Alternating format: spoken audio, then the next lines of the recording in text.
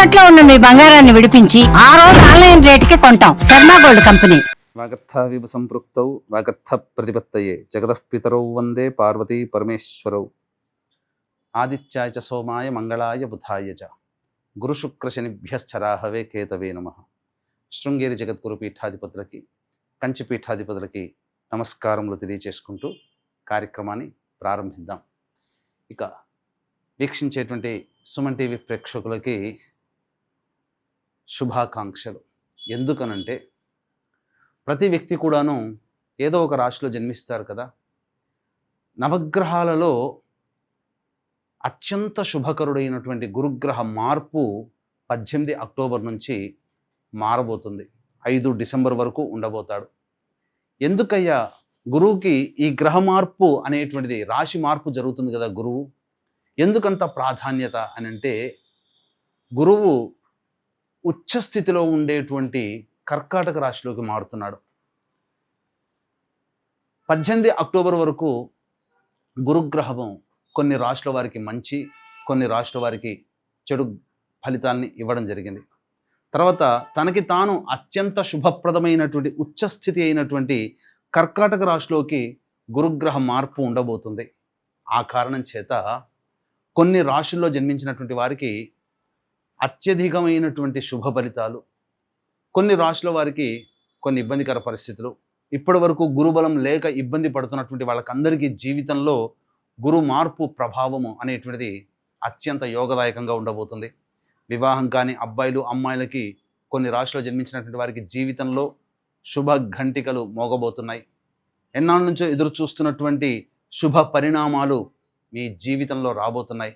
కాబట్టి వీక్షించేటువంటి సుమన్ టీవీ ప్రేక్షకులందరూ కూడా ఈ గురుగ్రహ మార్పు ప్రభావం వలన 12 రాశుల్లో జన్మించినటువంటి వారికి ఏ విధంగా ఉండబోతుందో తెలుసుకునే ప్రయత్నం చేద్దాం.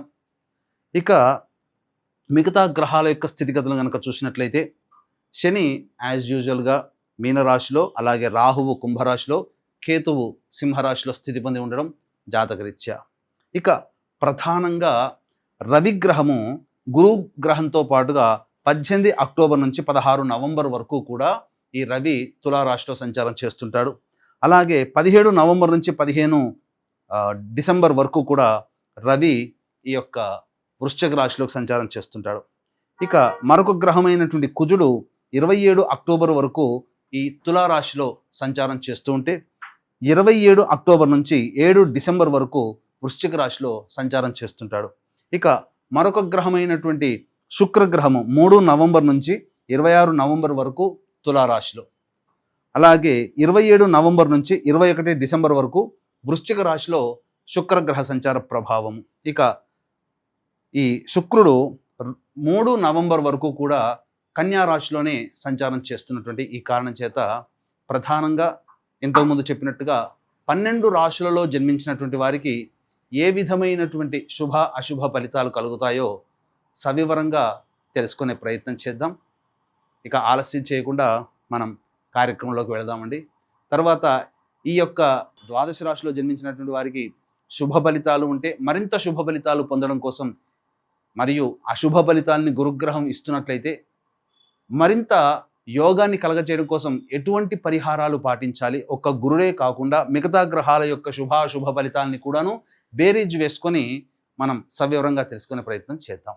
కుంభరాశిలో జన్మించినటువంటి వారికి 18 అక్టోబర్ నుంచి గురువు కర్కాటక రాశిలో ప్రవేశం చేస్తున్నట్టు కారణం, అలాగే రవి కుజ గ్రహ సంచార మార్పు, శుక్రగ్రహ సంచార మార్పు, బుధగ్రహ సంచార మార్పు, ఇవన్నీ ఉన్నటువంటి కారణం చేత ఏ విధంగా ఉండబోతుంది ఈ రాబోవు 48 రోజులు, 18 అక్టోబర్ నుంచి 5 డిసెంబర్ వరకు అని చెప్పవచ్చు.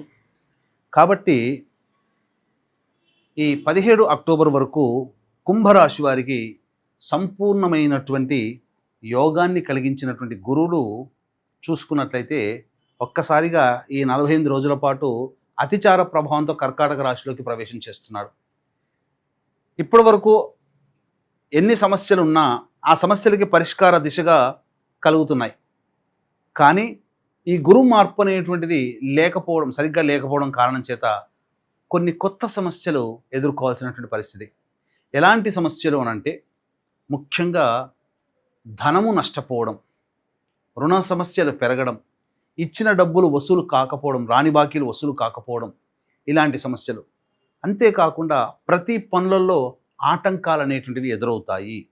ఆరోగ్యం పట్ల శ్రద్ధ వహించాల్సినటువంటి పరిస్థితి, ఇండైజేషన్, అసిడిటీ ప్రాబ్లంతో ఇబ్బందులు పడాల్సినటువంటి పరిస్థితి, కాలేయ సంబంధమైనటువంటి వ్యాధులు ఎదుర్కోవాల్సినటువంటి పరిస్థితి. మరీ ముఖ్యంగా ఎలాగో ఏలినాటి శని ప్రభావం కూడా ఉంది. ఏలినాటి శని ప్రభావం బాధిస్తున్నప్పటికీ ఈ కుంభరాశి వారికి గురుగ్రహ సంచారం అనుకూలంగా ఉన్నటువంటి కారణం చేత ఇప్పటివరకు బాగున్నప్పటికీ ఈ ఏలినాటి శని ప్రభావంతో పాటుగా గురువు కూడా అతిచారముతో కర్కాటక రాశిలో ప్రవేశం చేస్తున్నటువంటి కారణం చేత ఇంకా కొత్త సమస్యలు వచ్చే అవకాశం ఎక్కువగా గోచరమవుతుంది. దీనికి తోడుగా 18 అక్టోబర్ నుంచి 16 నవంబర్ వరకు రవి అనుకూలంగా లేకపోవడము ఇది కారణం. 27 అక్టోబర్ వరకు కుజుడు ఉన్నప్పటికీ దశమ కేంద్రంలో కుజుని యొక్క ప్రభావం ఈ యొక్క 27 అక్టోబర్ నుంచి 7 డిసెంబర్ వరకు ఉండడం, ఈ కారణం చేత ప్రధానంగా కొన్ని ఒడిదుడుకులు ఎదుర్కోక తప్పదు. ముఖ్యంగా స్థిర చరాస్తులకి సంబంధించినటువంటి లిక్విడేట్ అయ్యేటువంటి అవకాశాలు గోచరమవుతున్నాయి. స్థిరాస్తులు లిక్విడేట్ అవుతాయి. ఆస్తులని అమ్ముకోవాల్సినటువంటి పరిస్థితి కొంత గోచరమవుతుంది. ధనపరంగా సమస్యలు ఎదుర్కోవాల్సినటువంటి పరిస్థితి. కాబట్టి ఉద్యోగపరంగా కూడా జాగ్రత్తలు పాటించాలి. ఈ సమయంలో ముహూర్తాలు ఉన్నాయి కదా అని చెప్పి కొత్తగా వ్యాపార విస్తరణ చేయకపోవడమే చాలా మంచిది. డిసెంబర్ 5వ తారీఖు వరకు అనుకూలంగా లేదండి గ్రహాలు. అలాగే నిరుద్యోగస్తులు 17 నవంబర్ నుంచి వారికి కొత్త ఉద్యోగాలు వచ్చే అవకాశం ఉంటుంది. ఉద్యోగస్తులకి మాత్రము నూతన ఉద్యోగంలో కానీ వేరే సంస్థల ఉద్యోగాన్ని మారాలి అనుకుంటే 17 నవంబర్ తర్వాత మీరు మారవచ్చు. కానీ తర్వాత 5 డిసెంబర్ వరకు వెయిట్ చేయడమే చాలా మంచిదనే విషయాన్ని గమనించుకోవాలి. ఏ మంచిదానికైనా కానీ, ఏ శుభ కార్యక్రమానికైనప్పటికీ కూడా గురువు అనుకూలంగా లేడు, శని అనుకూలంగా లేడు, లగ్నంలోనే రాహువు, సప్తమంలో కేతువు, రవి 16 నవంబర్ వరకు అనుకూలంగా లేదు, అలాగే కుజుడు కూడా అనుకూలంగా లేని కారణం. అంతేకాకుండా శుక్రగ్రహ ప్రభావాన్ని గనక చూసుకున్నట్లయితే ప్రధానంగా శుక్రుడు కూడా అనుకూలంగా లేని కారణం. ముఖ్యంగా సంబంధ బాంధవ్యాల మీద దెబ్బతీసేటువంటి అవకాశం ఉంటుంది. అంటే జీవిత భాగస్వామితో కానీ, వ్యాపార భాగస్వామితో కానీ, లేదా ఎవరితో కలిసి పనిచేస్తారో వాళ్ళతో ఇబ్బందులు, ముఖ్యంగా స్త్రీలతో వాగ్వివాదాలు జరిగేటువంటి అవకాశము గోచరమవుతుంది.